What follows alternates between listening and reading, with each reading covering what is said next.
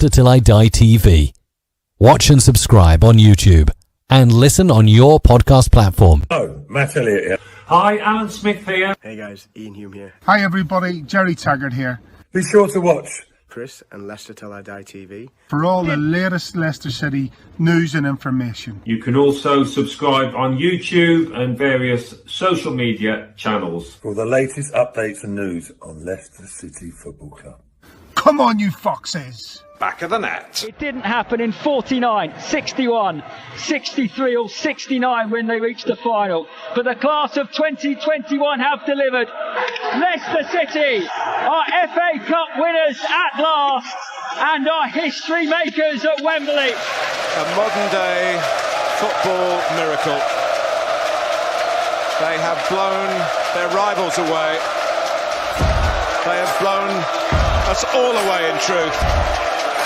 Premier League champions 2016, the amazing Leicester City!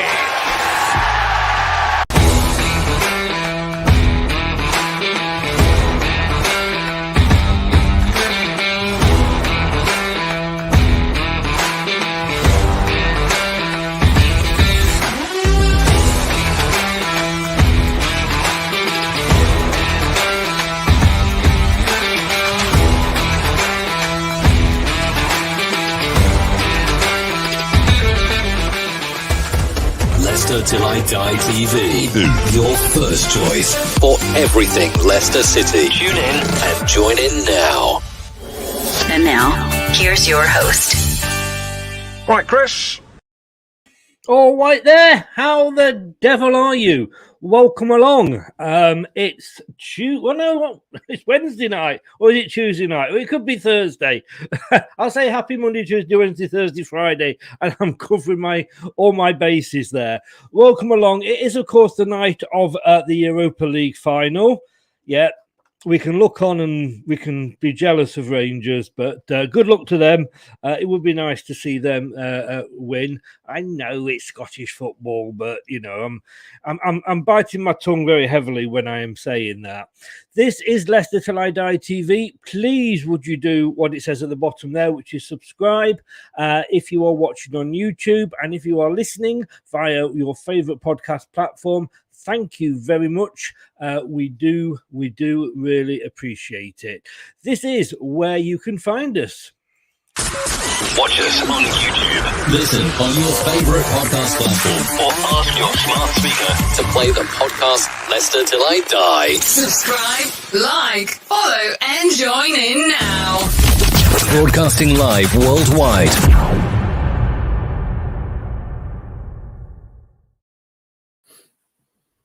Indeed, and we will get our guests in very quickly because he has got a prior engagement. Ankit, welcome along. I do have a sort of a pub quiz question for you here. What happens every May in the Premier League? What happens every May in the Premier League? Well, Yeah. I think it's time to take rest finally in the Premier League for us, at least right now, as Well, things stand. no, I'm afraid no, that is the wrong answer. I will give you the correct answer. Chelsea lose the FA Cup final and then have a visit of Leicester straight after. It seems to be happening on a regular. Hey, I'm joking. Welcome along. Welcome along. Can I just say, whoever your marketing manager is there at Chelsea, what a great job that he managed to get a sponsor to match the number of FA Cups you've lost in a row. But it's out the way now. Sponsor, so we're not going to go further on that, right? I mean, that's the positive aspect of it. I'm going to call it a day now, but I'm just wearing purple, just, so you remember. Welcome along, mate. Lovely to have you on. We always have a lot of chat with you, banter and what have you. And you were top of the quiz chart with the gentleman below for so long, lost out on the final day. It's great to have you on. Give a shout out to where people can find you, Ankit. Yeah, firstly, thanks a lot. You always know, Chris, I would love to come on this channel. Fantastic content. And anyone watching this, please do like the stream. Definitely helps, and do subscribe. You can find me on Almighty Blues FC. That is basically all 100% football content. And yes, unlike previously, I do have a second channel. That is probably all sports, which is Almighty Sports Plus. But yeah, you can find me on Twitter, Instagram as Almighty Blues FC, and we cover all content in football. Brilliant. I mean, Craig, would you have known the answer to that question? Yeah, I wouldn't have got the bit that where we play them straight afterwards, but obviously the Chelsea losing the FA Cup final, it's become one of those sort of thing, like Eurovision, those things that you look forward to every year. Indeed. And if I can just add one thing here quickly, right? As in the fact that we've been to so many finals itself, I think probably we should celebrate that rather than losing it and just saying it, put it that way. Yeah, it's a lovely day out. Well, it's down the road for some teams, isn't it? But no, we won't mention it again for about 5 minutes. Ankit, you have got us tomorrow. You're going, I think it's the first time since 16-17 that if you win tomorrow, you will have beaten us twice in the same season. It's been a difficult season for you. We know, and it's for matters that are outside your hands, and we're not going to touch that because we don't do politics in here, but it's got to have affected in some way. I mean, some of the arguments are that your players, that they're these well-paid players, they should be able to handle it. People work for companies that go into liquidation all the time. But do you feel that is the reason behind your form being so erratic recently?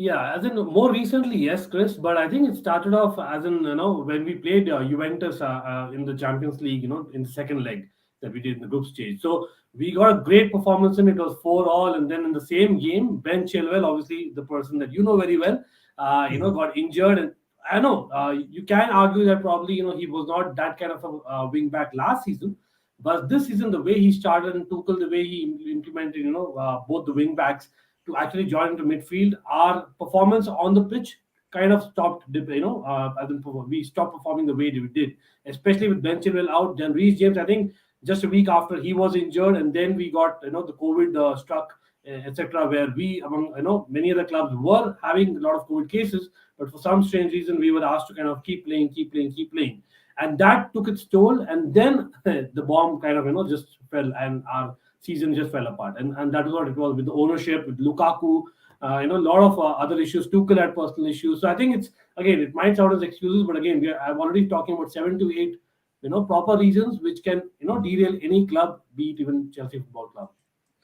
I mean, Craig, are you surprised at Chelsea's form? Or I think we said before that once you get past Manchester City and Liverpool, nobody's maybe Norwich have been consistently bad, but basically it's one of those seasons where nobody's really hit the best form outside of those two.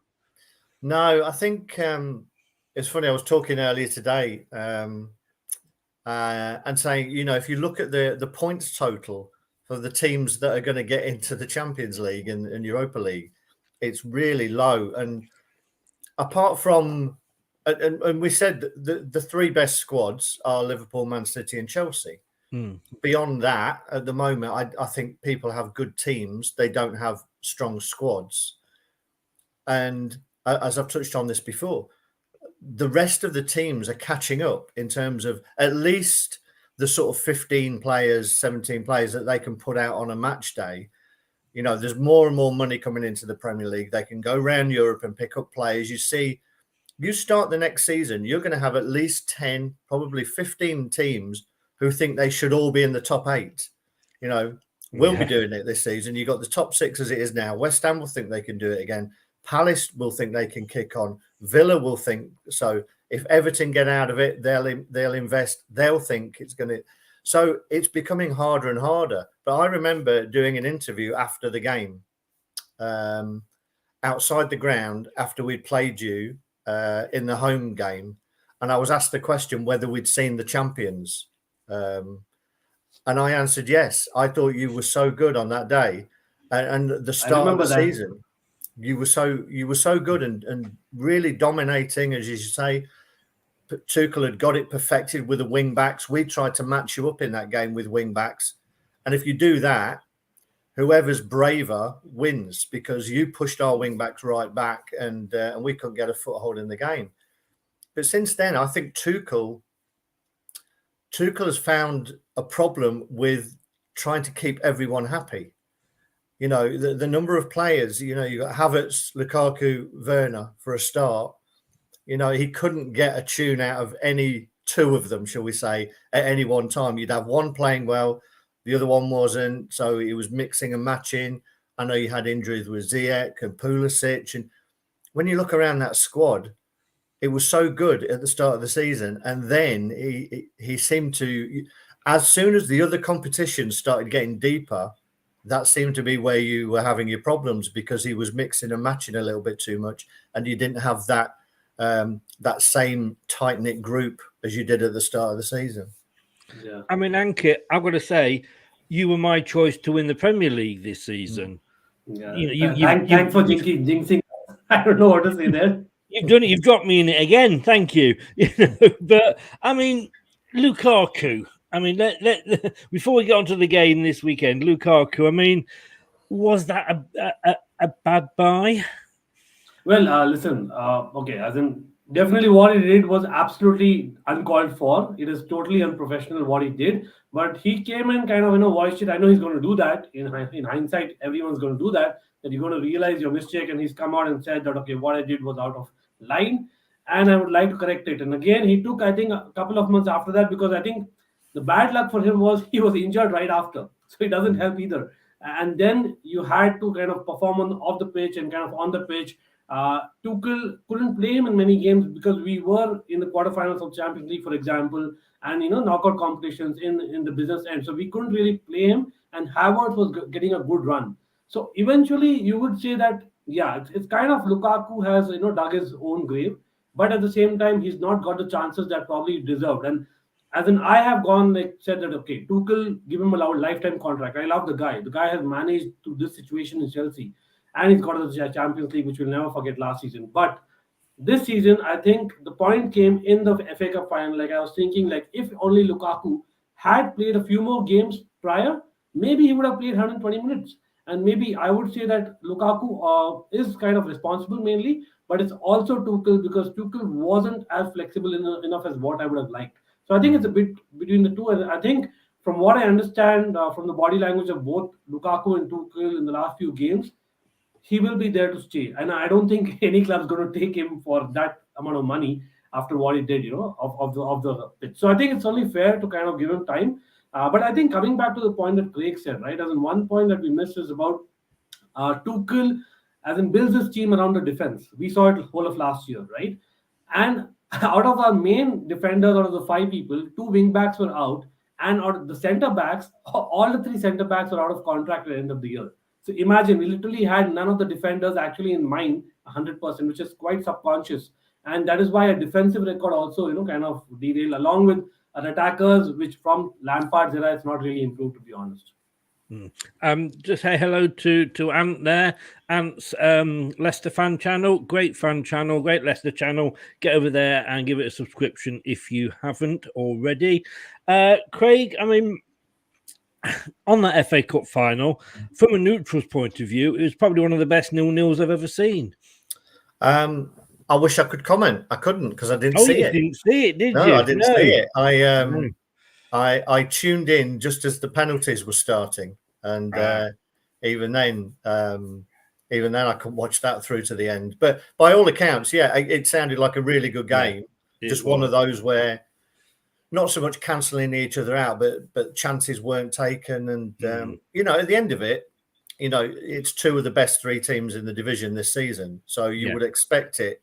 And it's nice that on an occasion both teams turn up and try and win the game, and I think that's the important thing in FA Cup finals. Too many times you've seen where teams are too frightened to lose it that they don't try and win it. And I think as well, quite often that you'll look and say, "Wow, this is a Liverpool-Chelsea game or a Liverpool-Man City final, and it's going to be the best thing, the 2 best teams." And 9 times out of 10, it just flops. It fails. It doesn't produce it. But that was, and I don't think, Ankit, if Chelsea had won, I don't think anybody could have sort of said you didn't deserve it as much. Oh, no. I think probably more so in the Carabao Cup final. If you remember, the Carabao Cup final was probably even a better 0-0 game. That was like, wow. As in Christian Pulisic, Mason Mount had like loads of chances, right? It's and of course the line which never belongs to us, it always belongs to VAR and the sides which kind of favor VAR.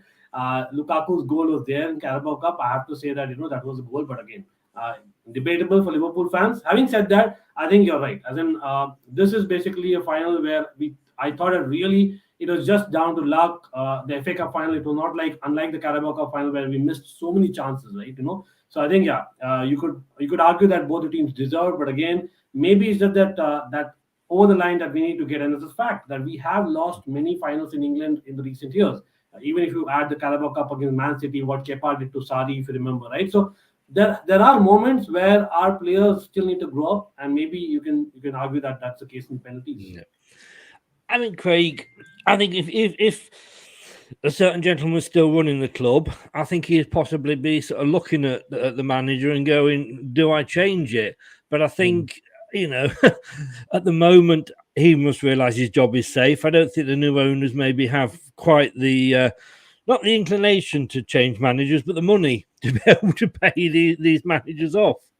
Well, I think, correct me if I'm wrong, Ankit, but that sale doesn't look like it's getting any closer to going through at the moment. So what is the situation? Yeah, so I think I just heard Tuchel today, right? Speaking in the presser. So yes, he did indicate, and he did indicate there are certain issues and that need to be resolved. So I believe the issue was about the money, that there was about a certain loan amount of about 1.6 billion, which was to be sent to a third party and then probably then to the owners. So for me, Roman Abramovich and his kind of management did not kind of agree with that. They thought it'll go directly to the government, and I believe again there are reports saying that today that has been solved. Hopefully first thing in the morning we hear the Tier 1 journalists confirming that. But yeah, there are certainly reports that just a couple of hours ago that has been solved. So again, crossing my fingers, Craig. But I think that's the first thing, because even when it comes to transfers, we all know technically it opens on June 1st, but from the beginning of May.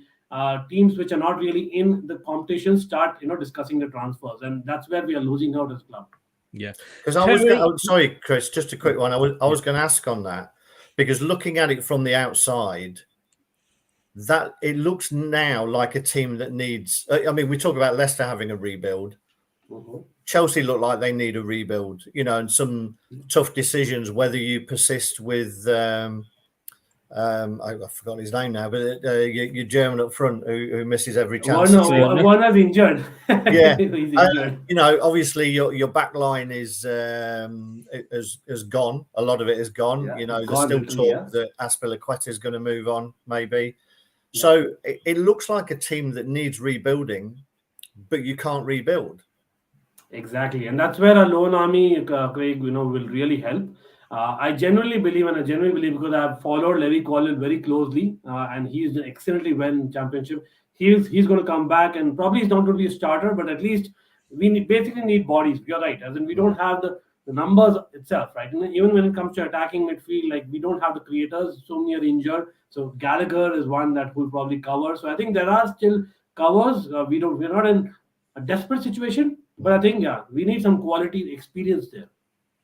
Indeed. I'm going to say good evening to Terry. Terry, I don't know if you had a chance to check yet, but is the video that you were saying earlier now working? It seems to be. It just seems to take, for some reason on my channel, it just seems to take a while. As soon as I load the videos up, they do have a buffering problem, but after an hour or so, it seems to be all right. So just check it again, mate. I did message you back. Just check it again and just see if it's working for you now. So we have got this game tomorrow night.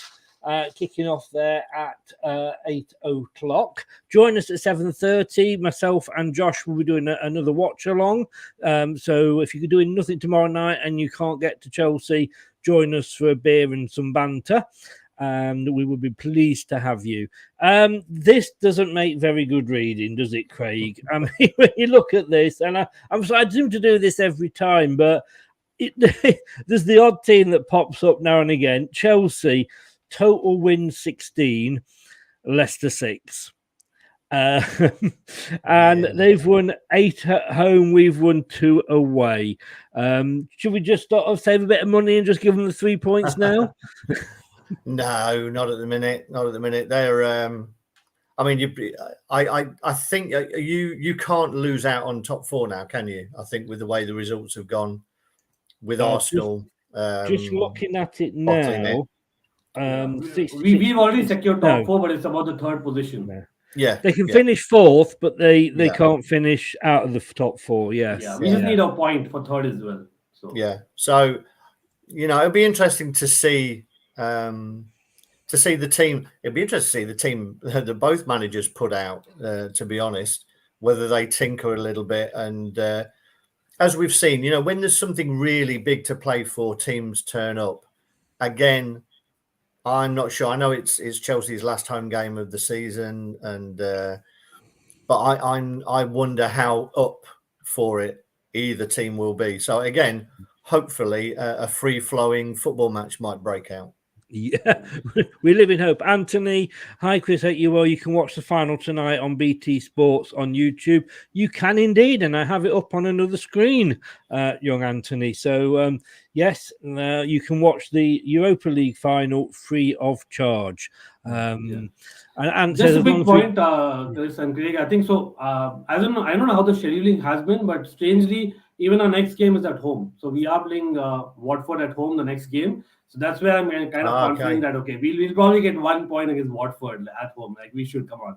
Yeah, right. I mean, on what Craig was saying, then Ankit, do you see this game as Chelsea will just take out and take it easy? Not say take it easy, but on the beach sort of thing. I know you could argue that Leicester are playing for position. Really, I think Brendan wants to stay top 10 if he can, and then say, well, top 10 in a semi-final in isn't a bad season. Yeah. How do you think Tuchel is going to face this match? Because I mean, your last 5 matches, if we just have a look here, have been you've won, drawn, lost, drawn, won. It's been a bit of a mixed bag. Bad.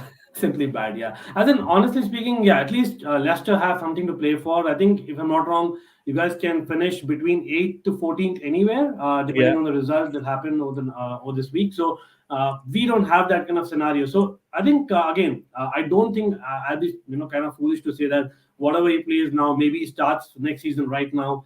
Come on, that's not going to happen. We know that pre-season will come, and that's when things will change again because of the big loan army that we have. So I feel it is just about that securing the 1 point. So Tuchel is like, he's going to experiment a little bit, but I think it's about blooding people who probably did not get opportunity this time. I'm kind of surprised that Hakim Ziyech, for one, despite being fit finally and giving up his Moroccan national team duties, has not been used enough. So probably he's one of them who will come in. Saul, whom we apparently scouted for 1 year and then got him on loan on the final day when the entire world knew who Saul is.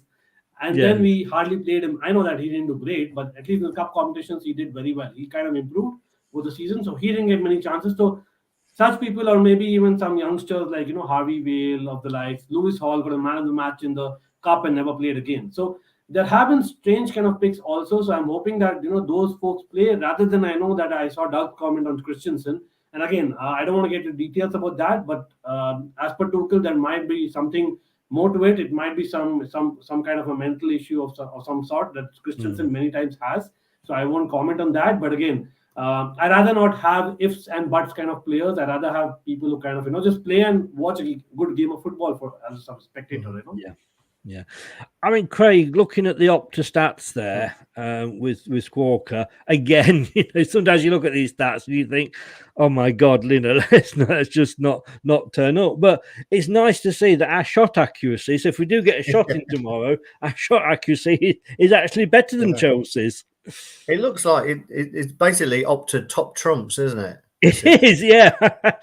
I'm fascinated by this. If you saw the prediction show the other day, I'd done these for all the games. It is like exactly what you said, an Opta top trumps. But I mean, goals scored 57, goals conceded 57. I mean, we know that's been our downfall, hasn't it, this season? The defending. Yeah, it has, and there's some stats there that mean very little. I mean, passes attempted. There was a time when passes were actual passes forward. That should be the stat, to be honest, these days from Opta. Passes forward, because sideways and backwards passes, you and I could do that all day long. So to be honest with you, I think they do have that. It's just that I could only fit so much onto the screen without it being like the bottom of a Specsaver's test card. But if the best teams out, the best squads and the best teams play and turn up and play to their ability, then yes, Chelsea would beat us probably 9 times out of 10. But I think we're starting to play with a little bit more confidence. I think Maddison, fresh from getting his Player of the Year award, is playing the best football that he's played since he's been with us this past half season.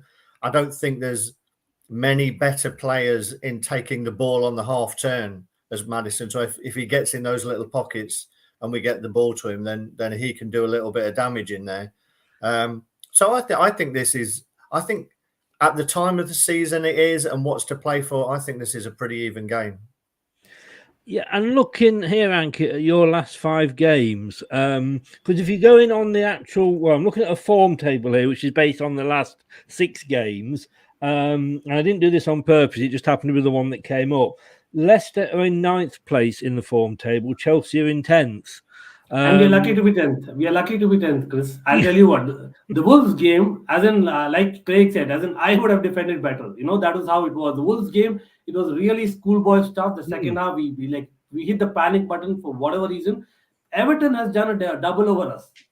Can you believe it? Not a double, but yeah, we're not beaten Everton this season. So it's like crazy, right? As in, it's impossible that this will happen in a normal season. And it's for everyone to see that there is something missing. The team, the kind of chemistry which was there last season is not there. Again, coming back to the off-field issues and things like that. But having said that, I know that we've had a lot of injuries. And the good part is, Chilwell is training back. So he'll not feature. But again, there are some positive signs for the upcoming season. But I have to say that Leicester, probably you have a team right now, which probably you were expecting starting off the season, probably being for most of the season. So I think finally, in this match alone, if you actually see the 11s, I'm pretty sure Leicester will have arguably a stronger 11 than Chelsea even. Well, looking at those results there, and I'm going to come to Craig on ours in a second, but you've got the win over West Ham, you've got the win over Leeds, but in between you've got 3 games. I mean, Manchester United 1-1. You would look at that and go, that should have been a game with Manchester United's form that you should have just been racking the goals up. And then Everton. Well, that nobody went for that result, did they? I don't know what. I mean, Everton beat us. They are fighting for their lives, but nowhere. I don't know where the hell that result came from. And Wolves, you were lucky with that one, weren't you, as well? That was 3 games in there that surely wouldn't give you confidence. Hello? Can you hear me, Craig? I can hear you, yeah. I assume that was to Ankit, wasn't it? That was to Ankit, but I think Ankit's... he's back. You're back. You froze Ankit, I think. Yeah. It was my internet, I guess. Sorry. Yeah. So, that's right. See, as in, again, you mentioned the Everton, right? As in people say it was Lampard, and that's the reason that our performance came. And same thing about Leicester, that, okay, he has probably some kind of past there.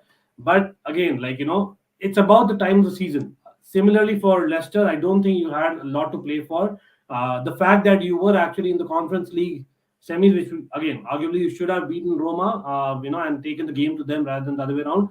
And that was, I think, if I remember right, it was somewhere in between as well. So maybe that has been one of the reasons for Leicester. Plus the fact that you had a set of players coming back from injury. I think James Justin is back for you. Fofana is back. Similarly, we are having just people back from injury going again. So it's not been like a stable kind of a side. So it comes down to that really. And if you see the rest of the squads who kind of are doing well consistently, it's about them having like a secure, 11s to start with. I don't think I am playing my fantasy football, and trust me, with Chelsea and Leicester, I don't know whom to pick. That's how bad it is. I mean, Craig, looking at our last 5 games, we'll try and forget the Villa game. Because I still say to this thing, I should be awarded a BAFTA for doing the watch along on my own for that. That was 90 minutes of my life. I am definitely not going to get back. Tottenham, it's almost a given, isn't it, that we turn up against Tottenham and they beat us. Everton, again, we got stung by Everton. They've won once away from home, come to Leicester, 2 away from home. But the Norwich and Watford games, and we're going to be talking when Ankit has to go in a bit. We're going to be talking about the youngsters, and Roger's kind of touched on the fact that he might be playing some of the youngsters. I would have thought those were the two games where, if he was going to play the youngsters, he would have played them. No disrespect to Norwich and Watford, but I mean they're awful. It was good to see Leicester back. It was confidence, and a lot of people will say, "Well, it was only Norwich and Watford, though." Yeah, I mean, the thing is, you can only beat what's in front of you, can't you? And there's been plenty of times when you say that we haven't got anything to play for, that we can get turned over by these kind of teams. But I think we rode a luck in both games a little bit at the start, but.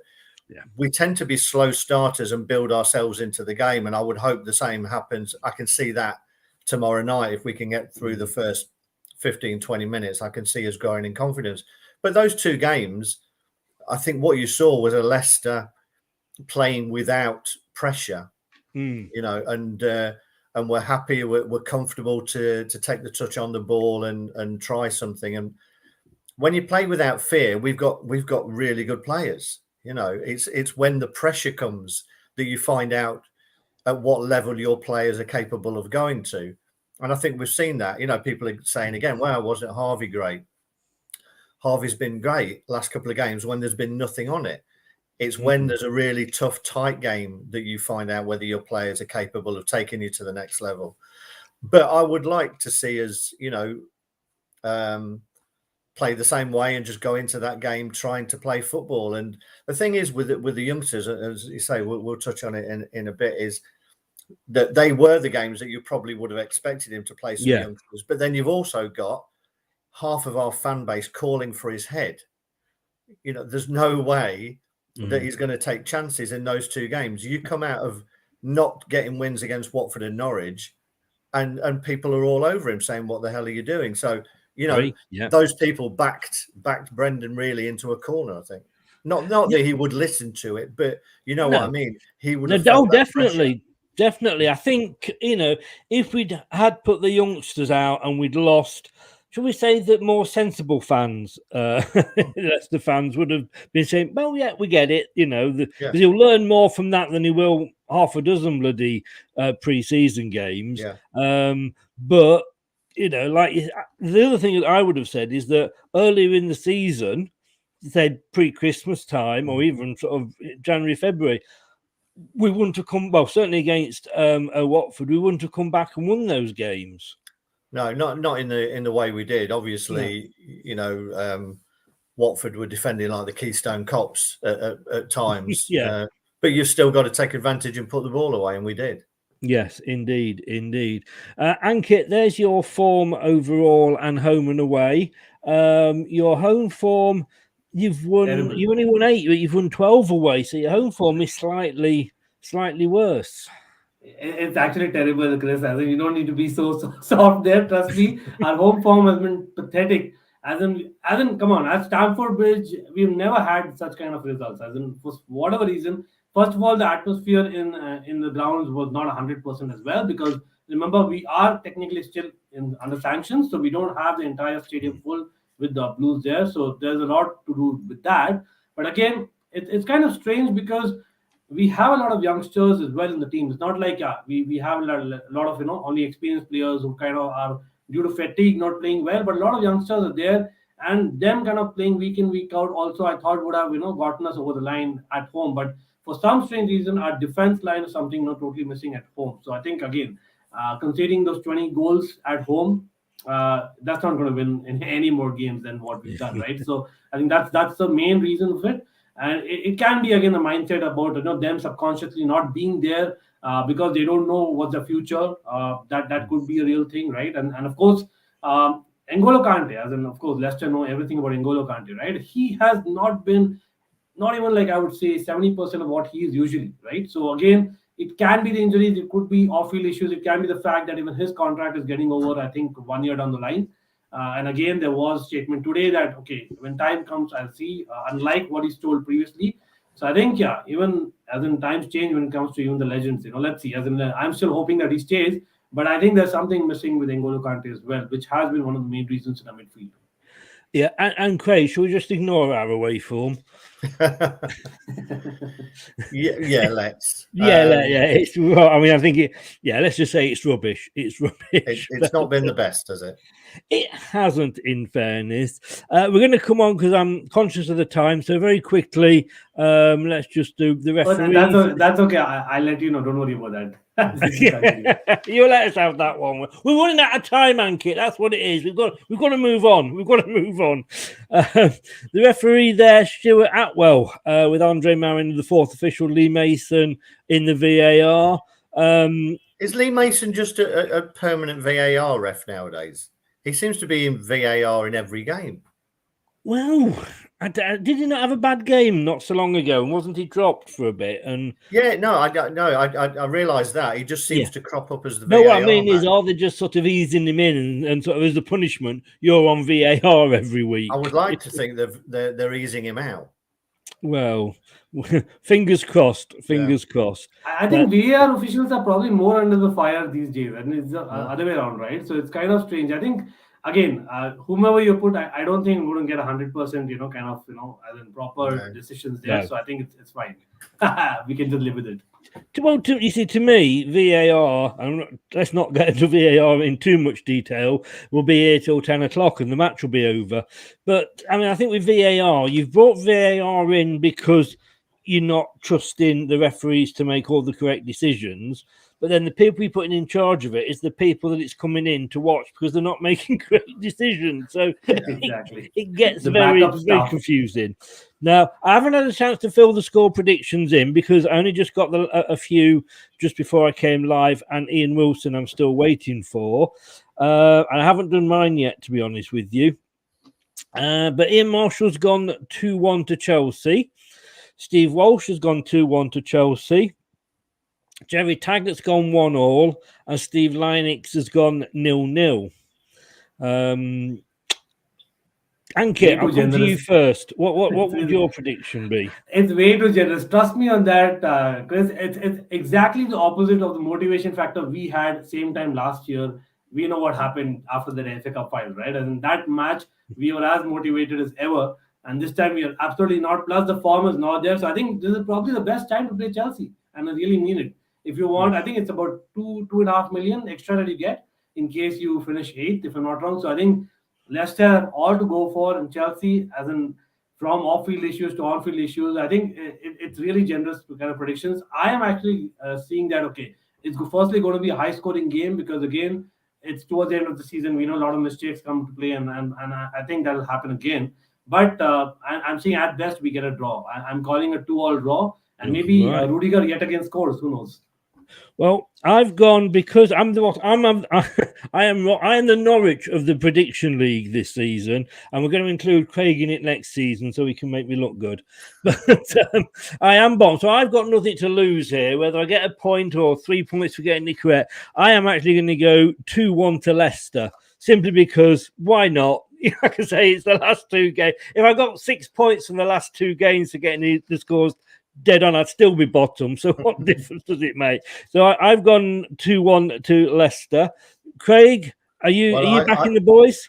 Well, I already had my score in my head, and one of you has stolen it. So 2-2. I'm going to stick with it, and I also am going to go for a 2-2. 2-2. Well, at least not normal 3-1. Ankit, I'm conscious of the time now. Yeah. Thank you so much for coming in. Rangers are on the pitch warming up along with Frankfurt. Thanks for coming on. I'd wish you well, but you know I wouldn't mean it. And just remind everybody, your links are in the description below, but just remind everybody where they can find you. Yeah, again, thanks a lot for having me. I know that, I've been dethroned off the, top of the quiz chart, but again, I'll be back. Don't worry about that. But yeah, absolutely, fun to be here as always. And people do watch, definitely this channel is great.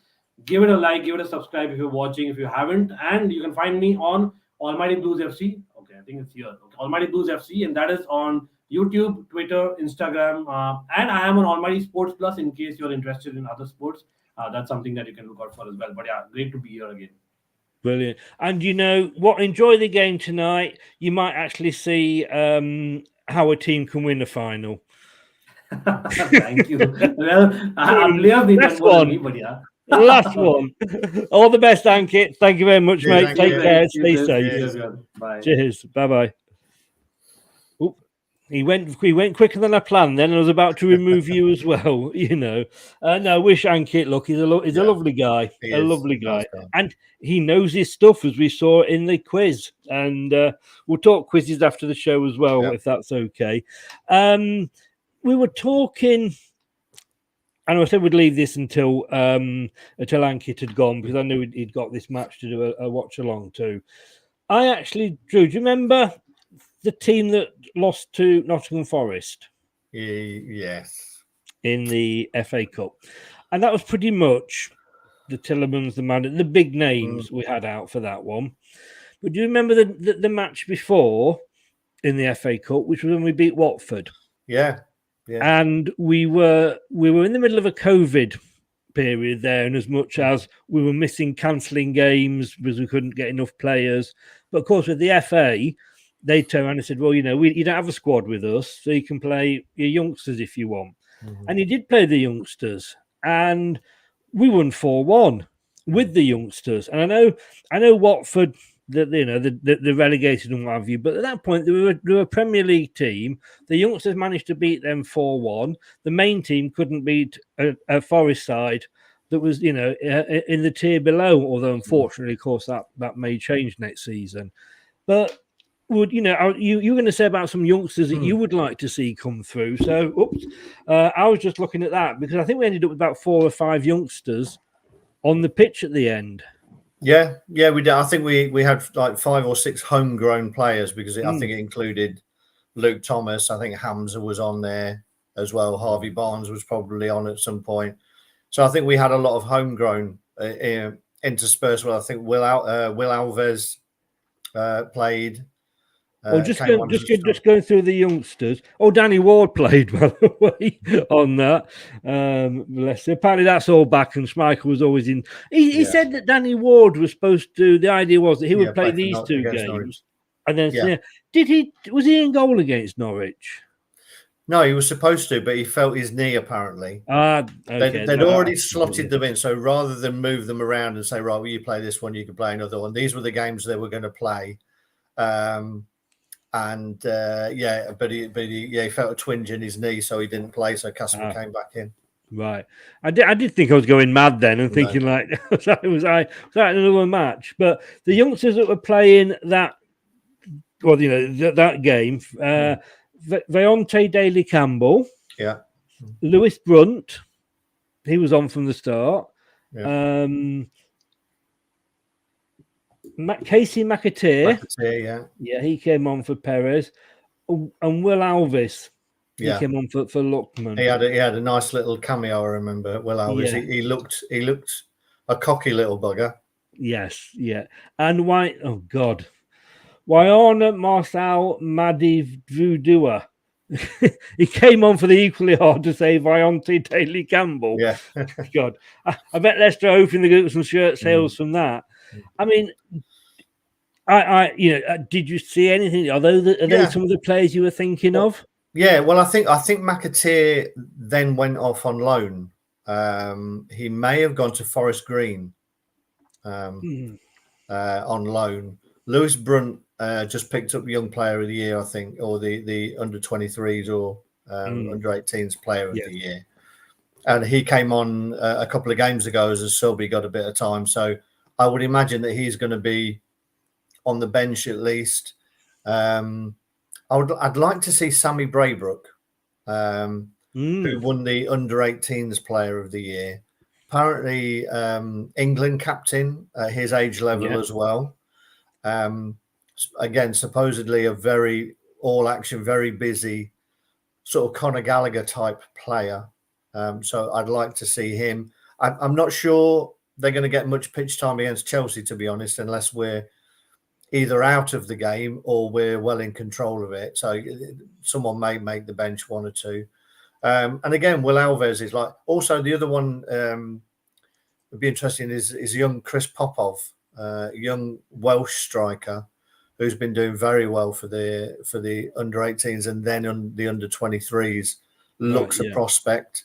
Again, you don't know, you won't learn a lot about them, but particularly against Southampton, I think, if some of those can get 15, 20 minutes, then I think it'll give them a taste. And I think with those players, once they get that little bit of taste right at the end of the season, you would hope that they will come back raring to go in close season, ready to try and get themselves onto the benches. I don't remember any of those players in that game doing anything particularly wrong. No, not at all. No, I'm going to say. I'm going to say the only one I was a little bit disappointed that Daley Campbell doesn't seem to have kicked on. I'm not sure if he picked up an injury or whether he went on loan, but I would have expected to see him a little bit more, particularly when we were struggling with fullbacks, with Ricardo getting injured and Castagna still not coming back, James Justin out. That he didn't seem to appear, so I'm not sure whether he's sort of fallen out of favour a little bit. Yeah. Scott just mentioning Pennant is also doing well. I'm just looking at Sammy Braybook. Unfortunately, the website doesn't give any information about the teams, but you know what? They used to be saying that you were getting old when the policeman looked young. Yeah. Well, I mean, he looks about 10. He's under 18. Of course, he looks about 10. I mean, the shirt does not fit him. He's got a kid's shirt on or not? The shirt doesn't fit him. And I know, I'm jesting. Obviously, that doesn't take away from him. But I'm sat here thinking, bloody hell, you can just imagine that. Okay? You coming on for 15 minutes in the last game of the season at your hometown club or the club where you've come through. And you have a fantastic 10, 15 minutes, a little cameo. They'd be floating on air as they go into the summer season. Yes, won't they? I mean, he was born in Tortham Watch 2004.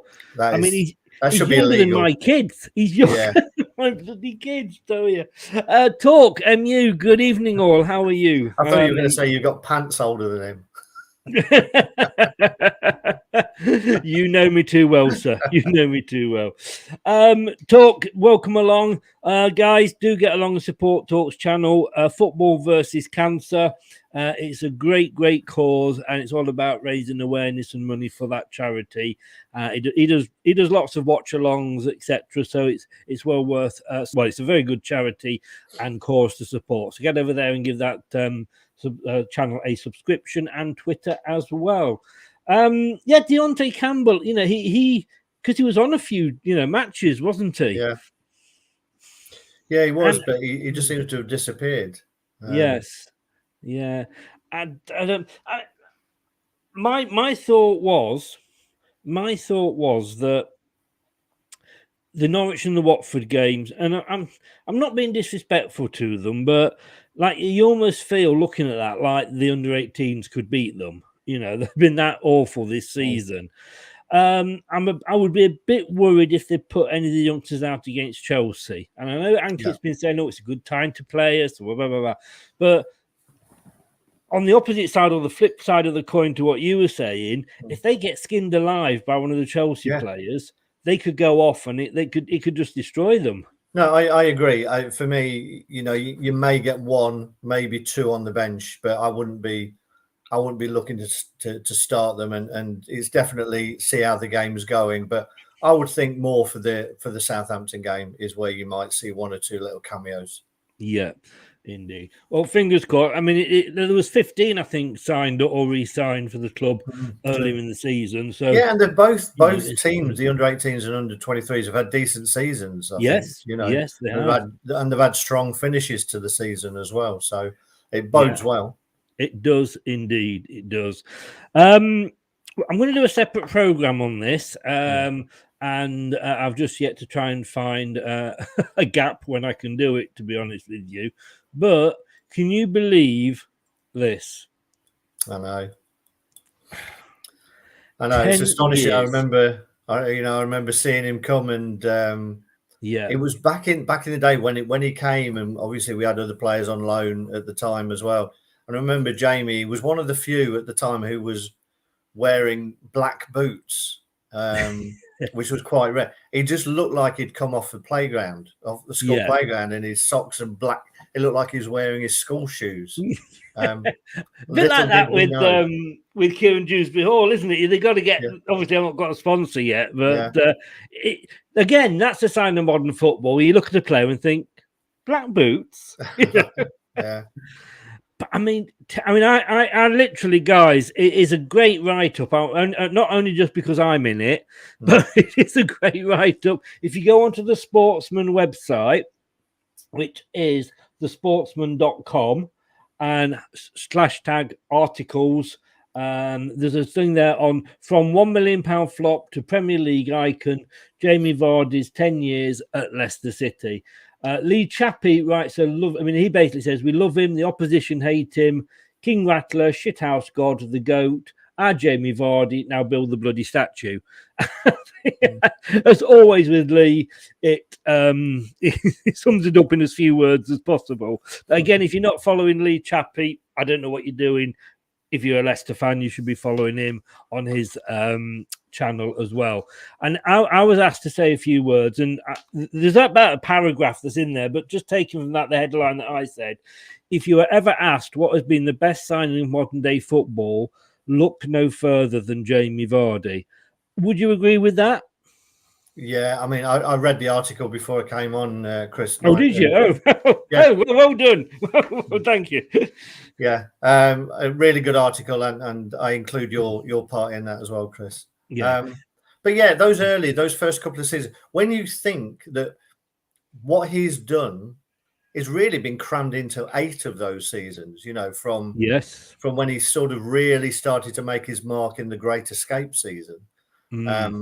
Before that, he's openly come out and talked about wanting to potentially just jack it all in. I think his wife probably even leaked that story to the Sun.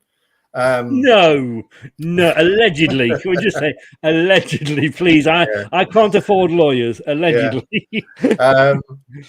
Yeah. So, but I mean, from what he's done in that sort of 8 years, he's won virtually everything that there is to win domestically, including a Golden Boot.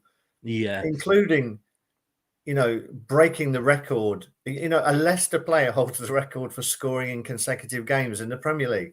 It's phenomenal, ridiculous, all at the same time. And I mean, what £1 million, and people laughed, and I know people have been digging out old tweets from back in the day of when we signed him and old comments, and I don't think anybody would have thought that he would have gone on to have the career he has. And the football world had gone mad. £1 million for a non-league player.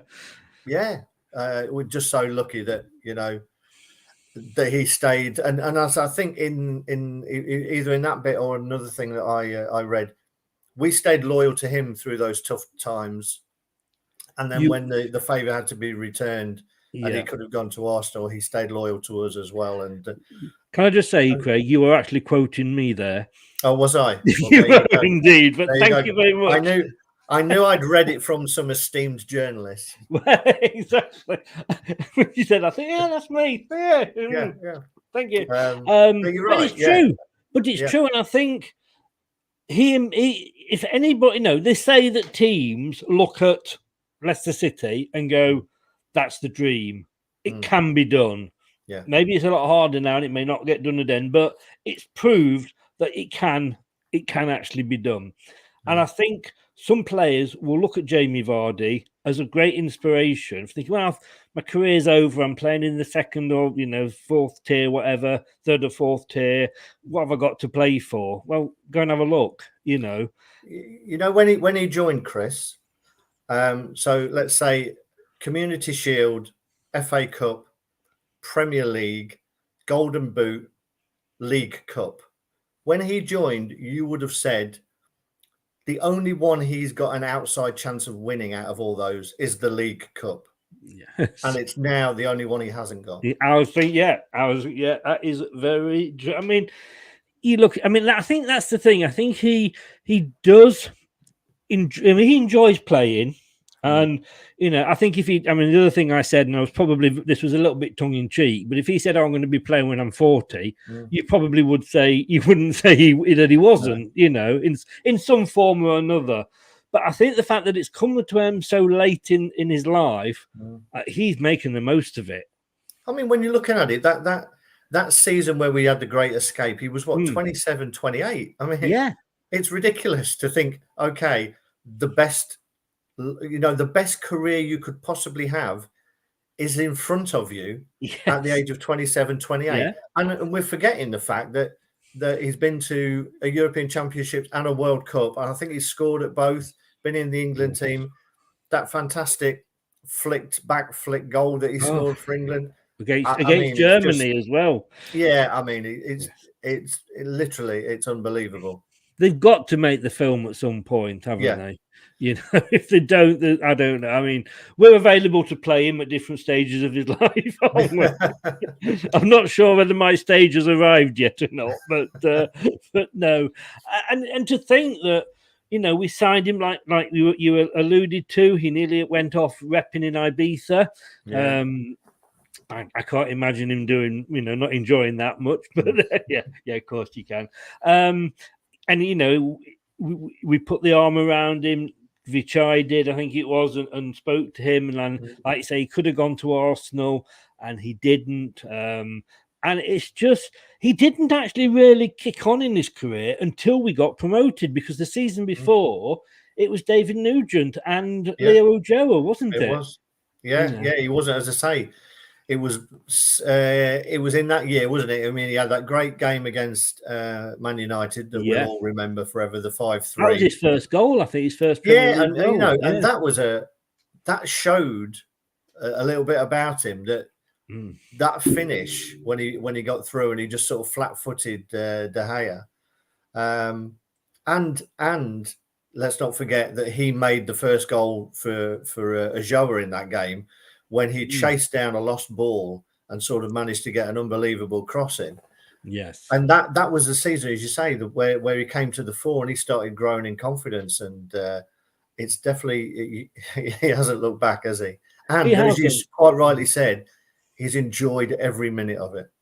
Oh, definitely. And when you come to think, some of the players that we've had, and this is something else I said, you know, Banks, Shilton, Worthington, you know, there's been some great players that have graced the, you know, Leicester pitch, but he is so up there, and I think he is an inspiration to anybody that thinks that you know they are past it, and it can, you know. You don't have to sort of walk away from football because you're not in a first team on, you know, at 18. And I think we will probably appreciate him more when he's actually left, if that is possible. You know, when he moves on, which will probably be to America, in fairness, where he's got the club, and maybe have a season or two out there playing as well as owning it. God knows what they'll do over there with the libel laws. Jeez. Don't even think about it. Yeah, he could be the first footballer sued for pretending to be an eagle.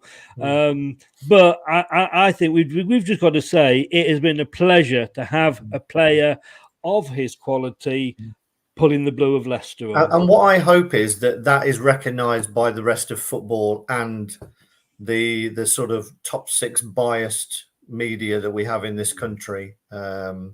I'm sure that when it comes to the BBC Match of the Day, that Gary Lineker will make sure that it's given prominence. But it'd be interesting to see if Sky and BT give it barely a second. Yes, yeah. I mean, in fairness, although it was following the win, the Premier League win, but they did give him quite a lot of coverage with his 11 in 11. Yeah, you know. But yeah, it is a good point. Or you know, will he simply be forgotten, you know? But I'm sure there will be players that are coming up and maybe getting to 9 in 9 or 10 and it will be, you know, it'll always be brought up for that, of course. The interesting thing here, and I'm just going to check, because obviously it's all over Leicester City and the Leicester Mercury and everything like that. I'm just seeing whether Sky have actually put it up or not. Nope. Not a thing. Not a thing about it. Yeah, just the games. Yeah.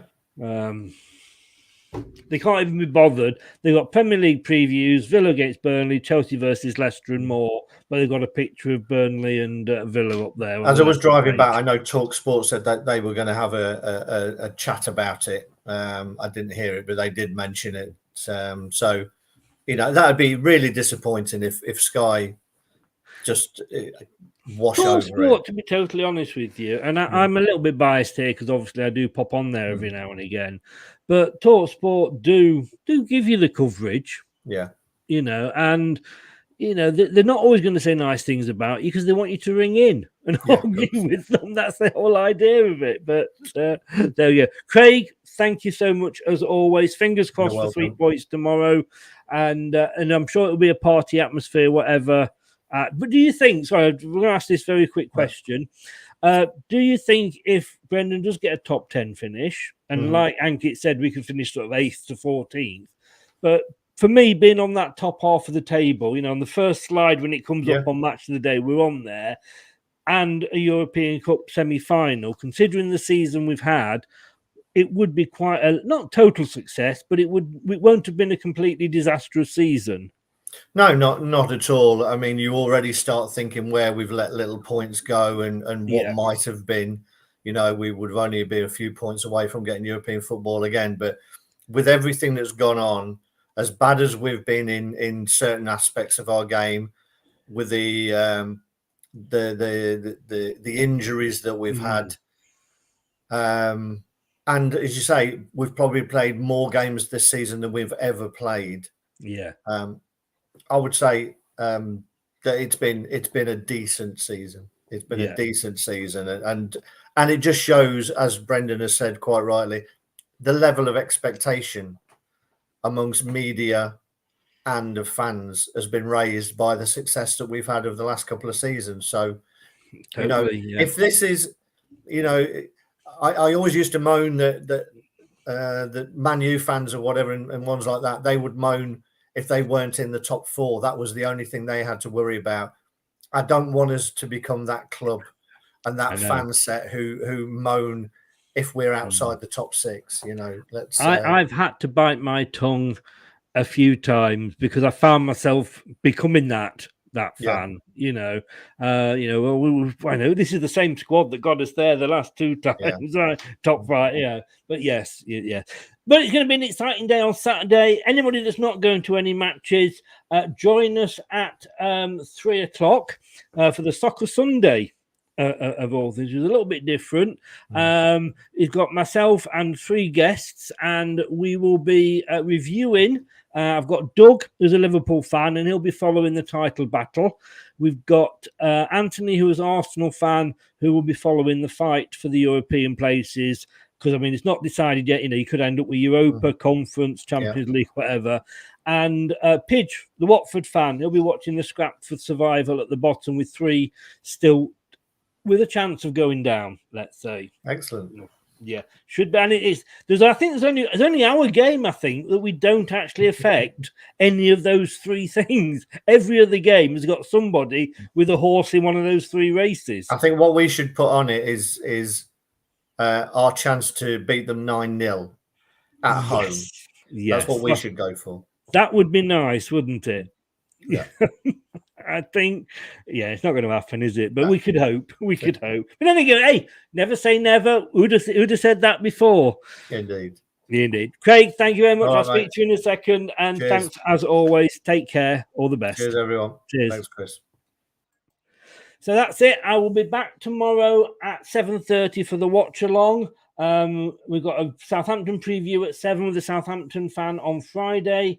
And then on Sunday, it's the big Soccer Sunday end of season watch along. Thanks, everybody. Thanks to Craig, as always. Great to have him on. And thanks to Ankit for popping on as well. And thank you to all for watching. If you are watching on YouTube, remember, press that subscribe button. It all helps us, helps the channel out. And we've got about 12 shows lined up in the upcoming shows section. So click that notification bell as well, and you won't miss one. We've got Jerry Taggart coming on. This should be very, very interesting, actually. Jerry Taggart is coming on, and he will be telling us what he thinks how Leicester performed last season. Now, that could be interesting with being the next player, but just remember that show is YouTube only. It's not going to be on Facebook. It's not going to be on Twitter. You need to subscribe to the YouTube channel to watch and comment on it. Thanks to Craig. We'll be back, like I say, tomorrow at 7:30. Myself and Josh. We will see you then. Take care and don't do anything I wouldn't enjoy. Good night now. Thanks for watching Leicester Till I Die. This is Chris saying goodbye and see you next time. Follow us on Facebook, Twitter and Instagram.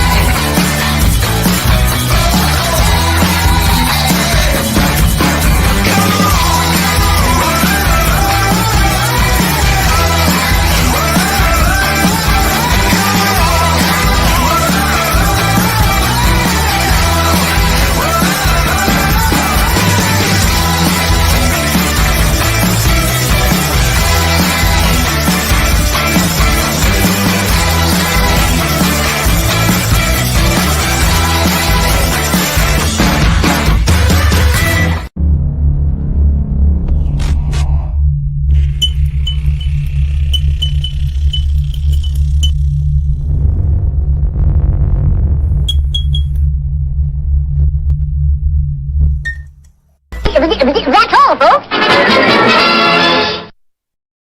Some people are on the pitch, they think it's all over.